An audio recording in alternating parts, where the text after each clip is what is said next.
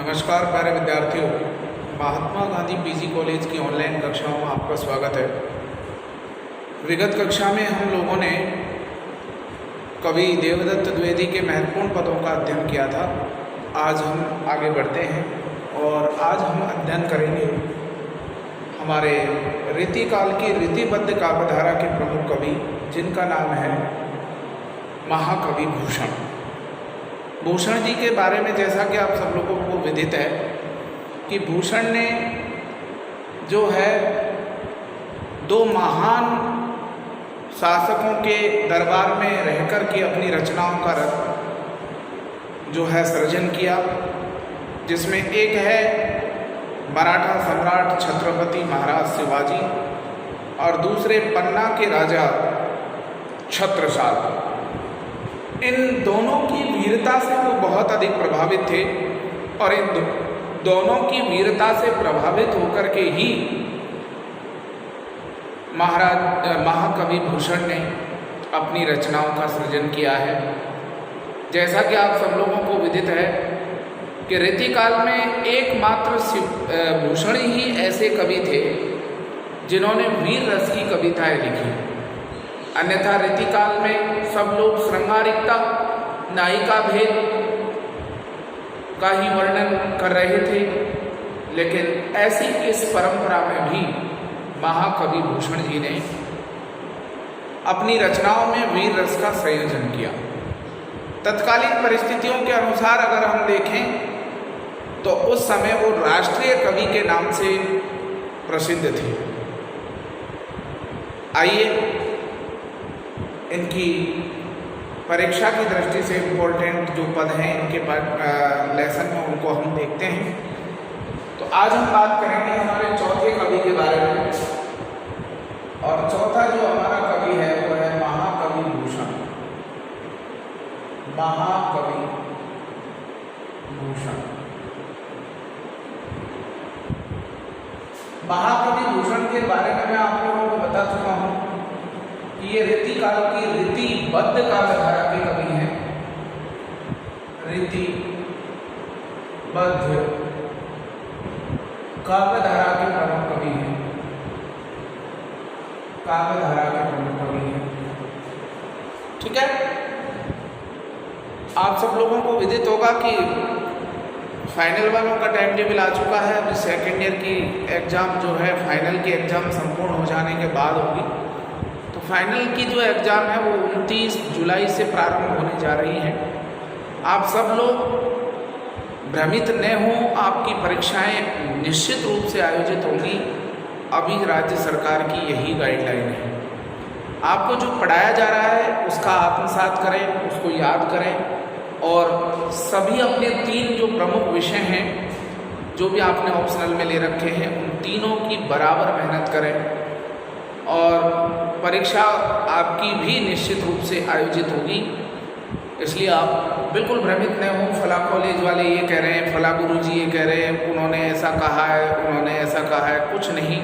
राज्य सरकार ने फिलहाल ये कहा है कि जुलाई के अंत में और अगस्त माह में हम फाइनल ईयर के एग्ज़ाम करवाएंगे, और इसके अलावा द्वितीय वर्ष की एग्ज़ाम का रिजल्ट हमको 31 दिसंबर से पहले जारी करना है।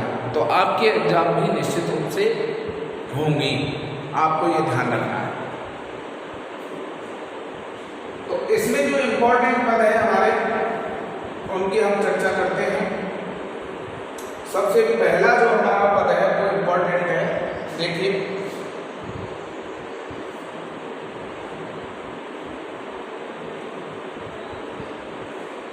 साजी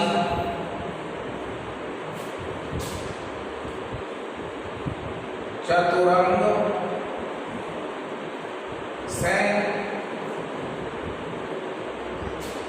अंग में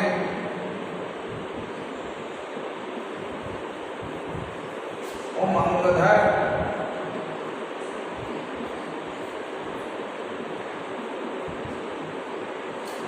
सरजा शिवाजी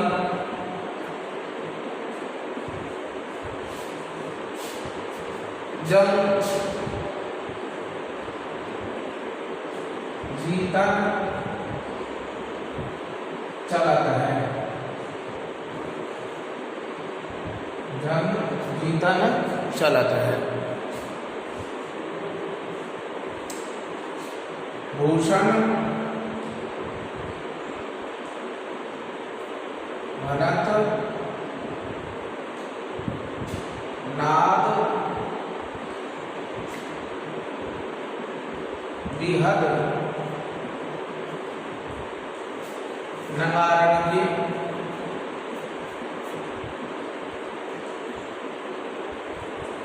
नदी नद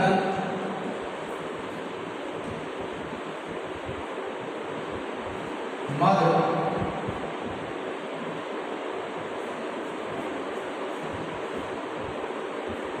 गैर की जरूरत है।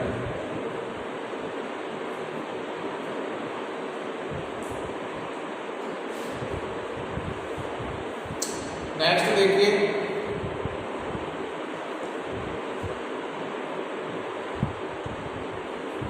एल फैल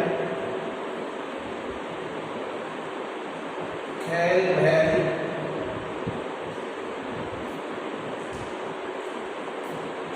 खलन में गैल गैल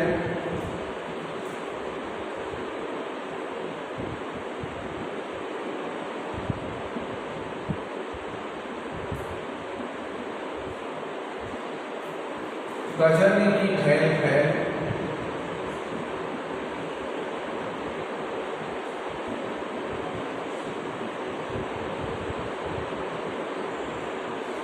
सैन मुसलत है।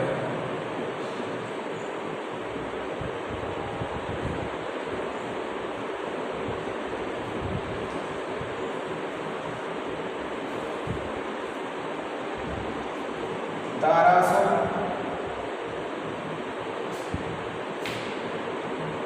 तारणी धूरी धारा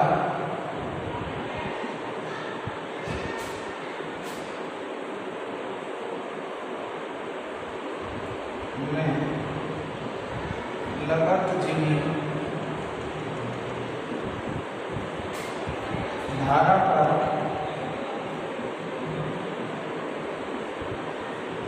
पारा परावा नो हरत।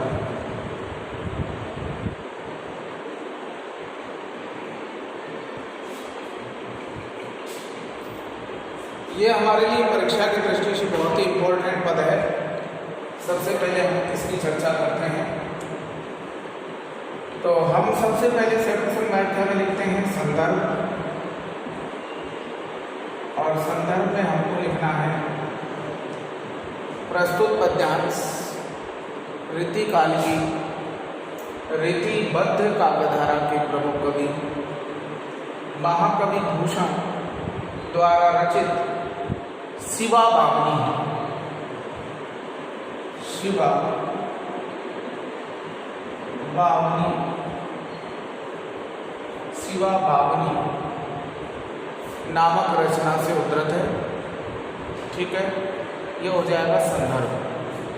फिर हमको लिखना है प्रसंग, और इसमें हम लिखेंगे प्रसंग प्रस्तुत पद्यांश कवि भूषण ने मराठा सम्राट छत्रपति शिवाजी की वीरता का बहुत ही सुंदर चित्रण किया है।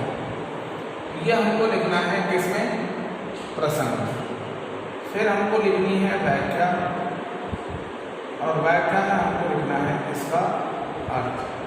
क्या लिखना है? अर्थ।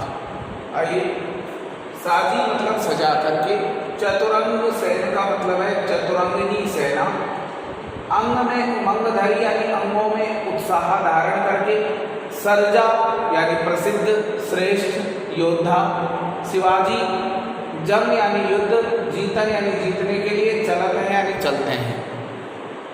अर्थात जब महाराज छत्रपति शिवाजी अपनी चतुरंगिनी सेना को सजाकर अंगों में उत्साह धारण करके जब युद्ध जीतने के लिए चलते हैं तो क्या होता है?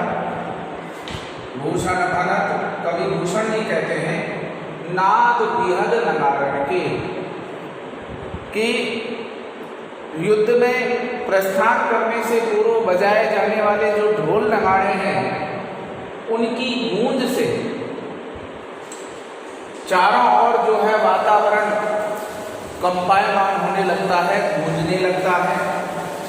नदी नद अर्थात नदी और नाले मद गैबरन हाथियों के मद से रलत हैं, बहने लगते हैं। तीसरा ऐल फैल खैल वैल खलन में गैल गैल, जब शिवाजी की सेना रास्तों में आगे बढ़ती है तो उसके स्वरूप को देख करके शत्रु सैनिकों में खलबली मच जाती है। खैल वैल का मतलब खलबली मच जाती है। और गजन की खैल फैल सैल उछलत है, और हाथी जो उनकी सेना में हाथी चलते हैं उनकी धक्का मुक्की से जो पत्थर जो पर्वत हैं छोटे छोटे वो उछलत हैं, उखड़ जाते हैं। तारा सो तारिणी, तारा सो तारिणी, तारिणी मतलब सूर्य, दूरी धारा में लगता है। जब शिवाजी की सेना आगे बढ़ती है तो शिवाजी की सेना के आगे बढ़ने से जो आकाश मार्ग में बहुत अधिक धूल उड़ती है, उस धूल के कारण अत्यधिक तेजस्विता के साथ चमकने वाला जो सूर्य है वह भी धूल के कारण तारे के समान दिखाई देने लगता है। तथा धारा पर पारावार यूं हलत है, और उनकी सेना के आगे बढ़ने से धरती कांपने लगती है, और धरती के कांपने से ऐसा प्रतीत होता है कि मानो थाली में रखा हुआ, धरती के कांपने से समुद्र ऐसा प्रतीत होता है मानो थाली में रखा हुआ कोई पारा तत्व क्या कर रहा हो, हिल रहा हो। ठीक है, अब आगे देखिए।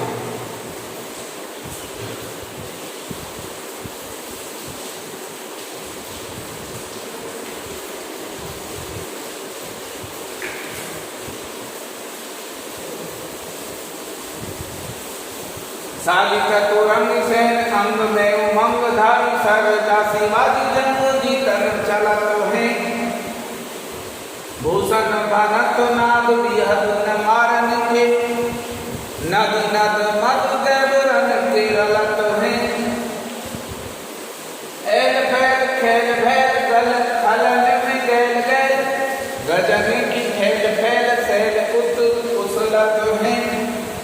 तारा तारिणी दूरी धारा में लगत धीमी धारा पर पारा पारावार यूं हलत है। पारावार यानी समुद्र, धारा मतलब धरती पर। अब अर्थ देखिए,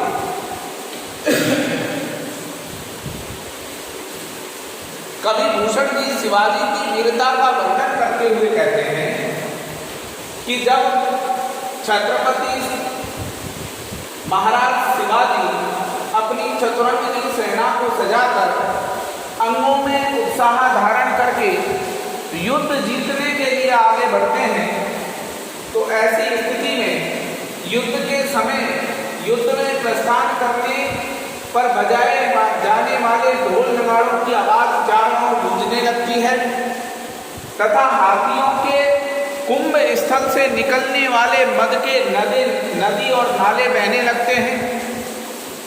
शत्रुओं में उनकी सेना को देखकर खलबली मच जाती है। सकड़े रास्तों से हाथियों के धक्का मुक्की के कारण छोटे छोटे जो पर्वत हैं वो उखड़ जाते हैं। सेना के आगे बढ़ने पर उड़ने वाली धूल के कारण आकाश में उदित होने वाला सूर्य भी तारे के समान मंदिर चमकता प्रतीत होता है, और शिवाजी की सेना के चलने से धरती अत्यधिक कांपने लगती है। उस धरती पर स्थित जो समुद्र है उस समय ऐसा लगता है मानो थाली में रखा हुआ कोई पारा तत्व क्या हो रहा हो, कांप रहा हो, हिल रहा हो।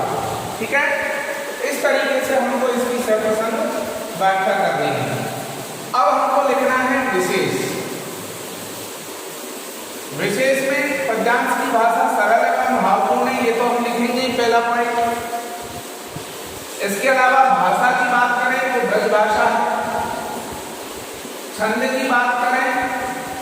कवित्व है। रस की बात करें तो वीर है। गुण की बात करें तो ओज है। रीति की बात करें तो गौड़ी है। अलंकार की बात करें तो अनुप्रास, उपमा, रूपक, उत्प्रेक्षा आदि इसमें आपके क्या है, अलंकार है। ठीक है, इस तरीके से हमको इसकी सर्वप्रथम व्याख्या करनी है। आशा करता हूँ आप सभी को समझ में आई होगी। आप स्क्रीनशॉट लेना चाहें तो ले लीजिए। आगे चलते हैं। इम्पोर्टेंट नेक्स्ट जो हमारा इम्पोर्टेंट पद है वो देखिए,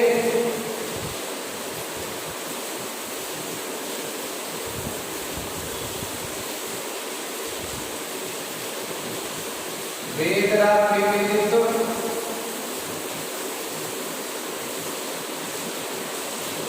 पुराण पर सिद्ध राखी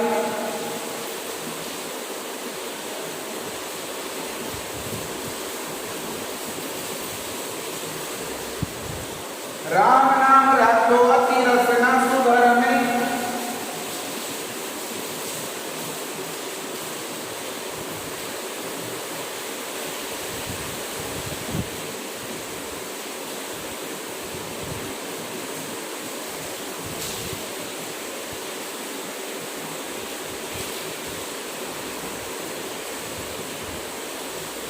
रसना सुधर में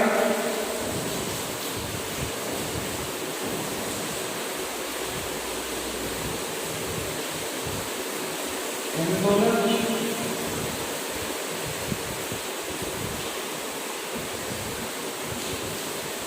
चोटी राखी है।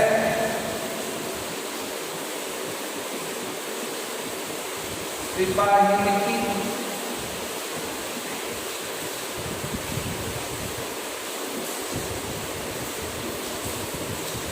कांधे में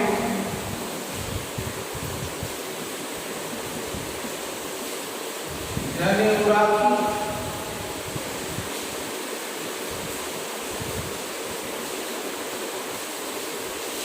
माला राखी घर में।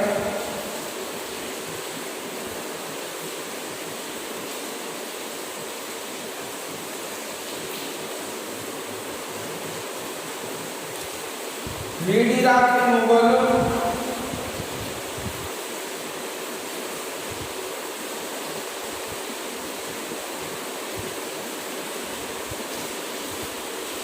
मरोड़ राखी बादशाह।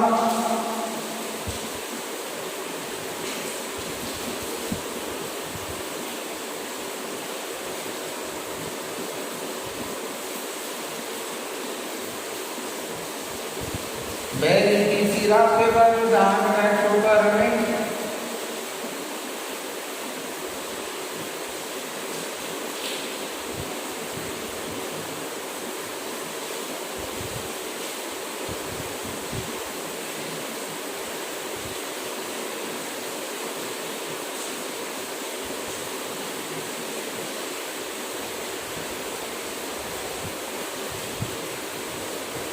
राजन की हद राखी।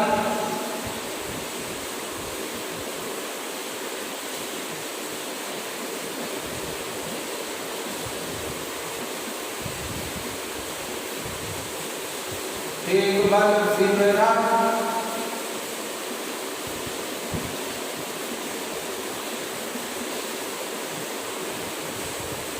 देवराज में देवल।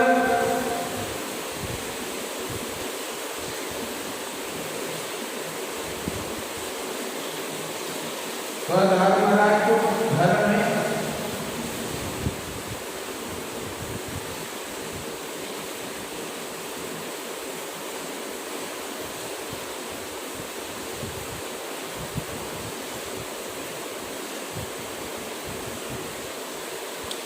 एक परीक्षा की दृष्टि से आपका ये पद भी इंपॉर्टेंट है। देखिए, सबसे पहले हमको लिखनी है संदर्भ और संदर्भ अंडरलाइन करके इस लाइन को खाली छोड़ के यहाँ से लिखना शुरू करना है। इसमें हम लिखेंगे प्रस्तुत पद्यांश रीतिकाल की रीतिबद्ध काव्यधारा को प्रमुख कवि भूषण द्वारा रचित शिवा बामनी से उद्धृत है। फिर लिखेंगे हम प्रश्न। प्रस्तुत पद्यांश में कवि भूषण ने मराठा सम्राट महाराज छत्रपति शिवाजी के हृदय में हिंदू धर्म के प्रति सम्मान, हिंदुओं के स्वाभिमान की रक्षा की भावना और हिंदुओं के लिए उनके द्वारा किए गए पवित्र कार्यों का बहुत सुंदर वर्णन किया है। ठीक है, फिर हमको लिखनी है व्याख्या, और व्याख्या में हम बात करेंगे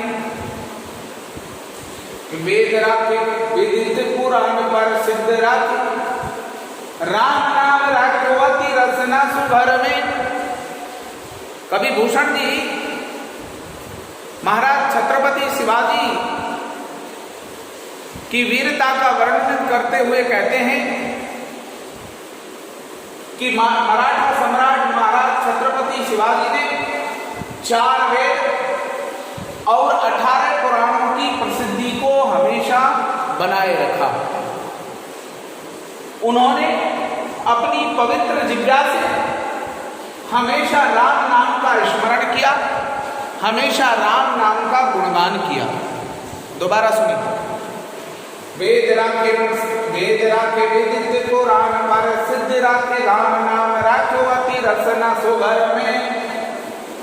हिंदू की छोटी रोटी राखी है सिपाही ने की, कांधे में जनेऊ राखो माला राखी घर में। कवि भूषण जी शिवाजी की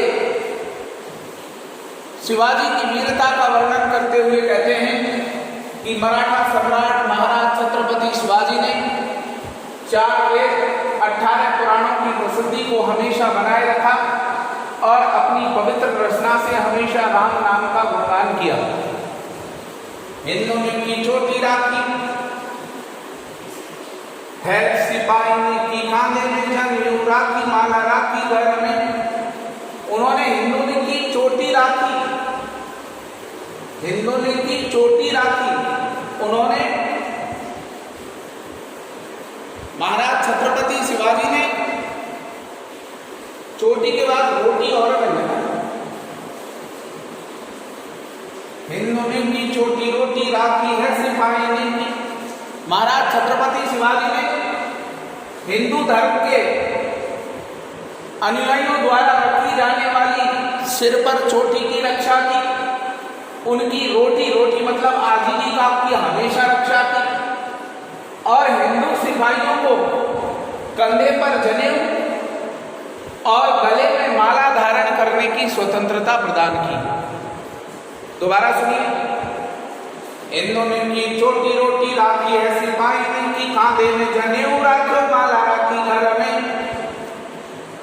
मराठा सम्राट छत्रपति शिवाजी ने हिंदू धर्म के अनुयायियों द्वारा सिर पर धारण की जाने वाली चोटी और उनकी आजीविका की रक्षा की तथा हिंदू सिपाहियों को कंधे पर जनेऊ और गले में माला धारण करने की स्वतंत्रता प्रदान की।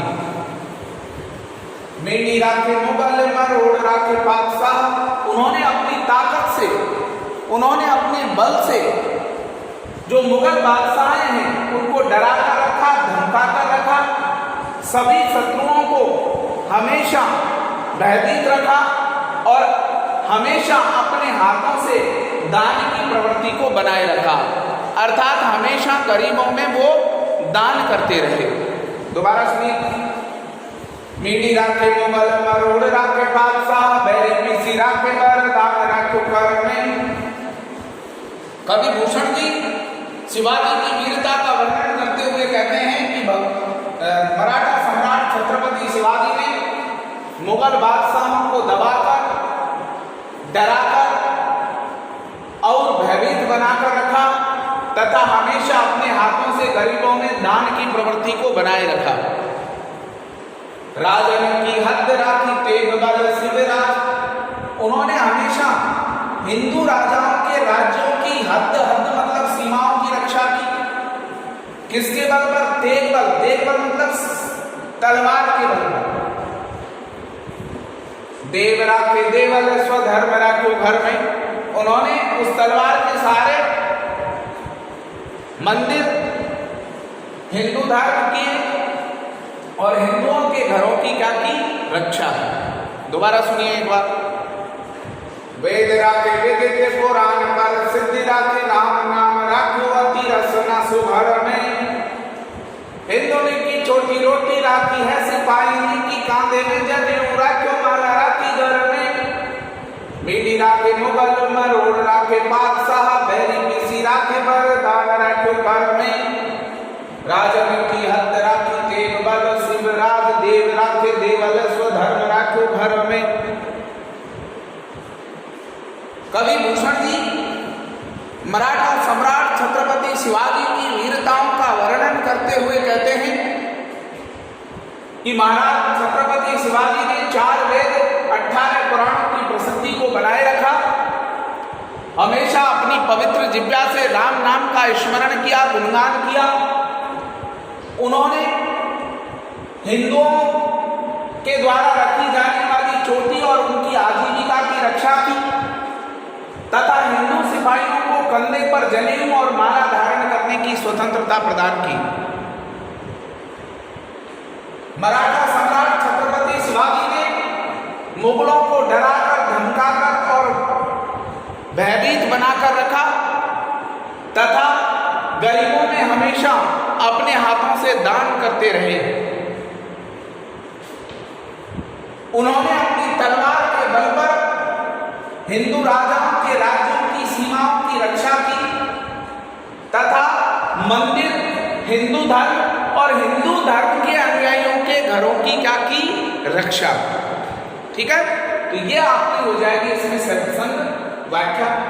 अब हम विशेष की बात करेंगे।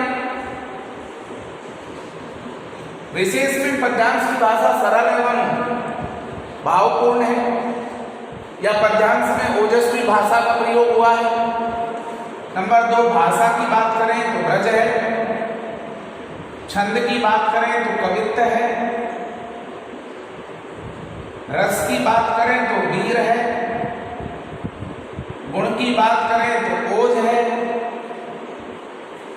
वृत्ति की बात करें तो गौड़ी है। इसके अलावा अलंकार की अगर हम बात करें तो अलंकार में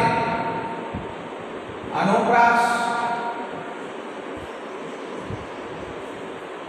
मुख्य रूप से इसमें देखने को मिलता। और एक बात लिख देंगे कि इसमें छत्रपति शिवाजी की वीरता का वर्णन है। और भी लिख सकते हैं कि इसमें छत्रपति शिवाजी द्वारा हिंदू धर्म की रक्षा के लिए ये कार्यों का वर्णन किया गया है। यहाँ तक बात समझ में आ रही होगी? स्क्रीनशॉट लीजिए, आगे बढ़ते हैं। नेक्स्ट जो हमारा इंपॉर्टेंट पद है, ऊंचे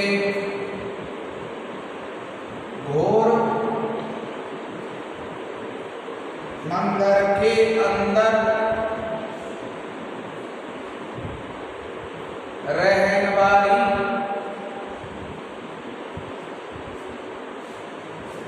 ऊंचे घोर मंदिर के अंदर रहती है।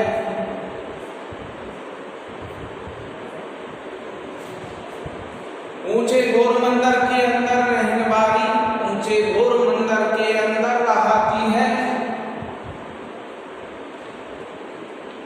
कंदमूल भोग कर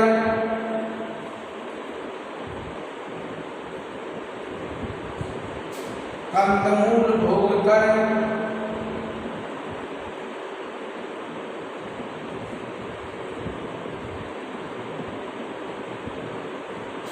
तीन बेर खाती तेरे तीन बेर खाती है।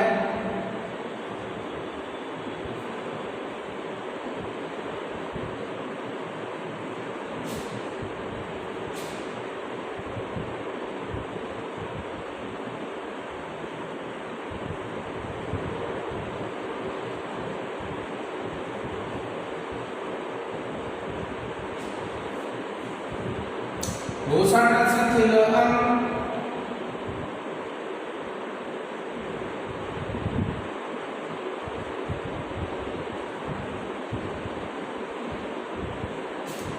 भूषण शिथिल अंग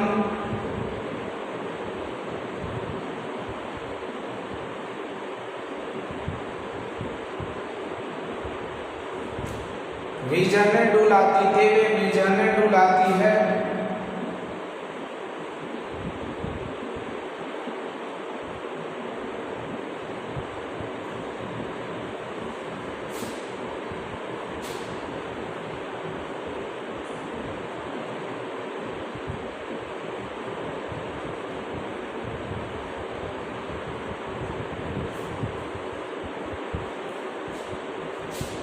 भूषण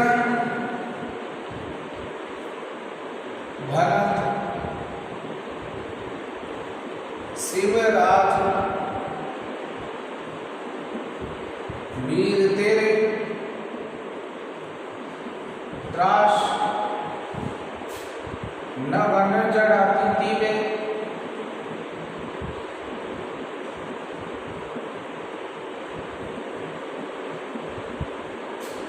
नगन जड़ाती है।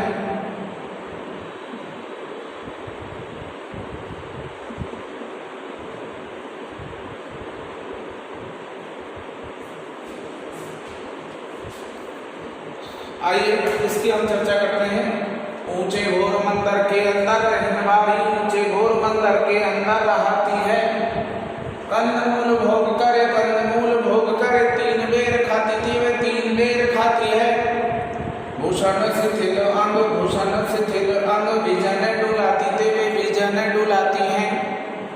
भूषण भरत शिव राजवीर तेरे त्रास नगन जड़ाती ते वे नगन जड़ाती हैं। आइए सबसे पहले हम इसका संदर्भ लिखेंगे। तो संदर्भ में हम लिखेंगे वही पुराना संदर्भ जो पिछले पदों में हमने लिखा है। प्रस्तुत पद्यांश रीतिकाल की रीतिबद्ध काव्यधारा के प्रमुख कवि भूषण द्वारा रचित शिवा भावनी से उद्धृत है। प्रसंग में हम लिखेंगे प्रस्तुत पद्यांश में मराठा सम्राट महाराज छत्रपति शिवाजी की वीरता का वर्णन किया गया है और उनके भय के कारण मुगल स्त्रियों के जीवन में आने वाले परिवर्तन को बहुत ही मार्मिक ढंग से वर्णित किया है। ठीक है, फिर लिखेंगे हम व्याख्या और व्याख्या में हमको जो लिखना है वो लिखना है इसका अर्थ। तो ध्यान से सुने। ऊंचे घोर मंदिर का मतलब है ऊंचे ऊंचे महलों में। अंदर मतलब में रहने वाली यानी रहने वाली। ऊंचे घोर मंदिर इसका अर्थ है यहाँ घनघोर गुफाओं में रहती है यानी रहती है। कवि भूषण की शिवाजी की वीरता का वर्णन करते हुए कहते हैं कि जो मुगलों की स्त्रियां ऊंचे ऊंचे महलों के अंदर रहती थी, निवास करती थी, वे अब महाराज छत्रपति शिवाजी के भय के कारण घनघोर गुफाओं के अंदर निवास करती हैं। कंदमूल भोग करे जो मुगलों की स्त्रियां अनेक प्रकार के कंदमूल फल और पकवानों का भोजन किया करती थी, वे अब शिवाजी के भय के कारण जंगलों में रह करके वृक्षों की जड़ी बूटियों का सेवन करती हैं तथा जो मुगलों की स्त्रियां महलों में रहकर 3 समय भोजन किया करती थी, वे अब झाड़ी के 3 बेर खा करके अपना गुजारा करती हैं। भूषण शिथिल अंग विजन डुलाती ते वे विजन डुलाती हैं। भूषण शिथिल अंग भूषण जिन मुगल स्त्रियों के सभी अंग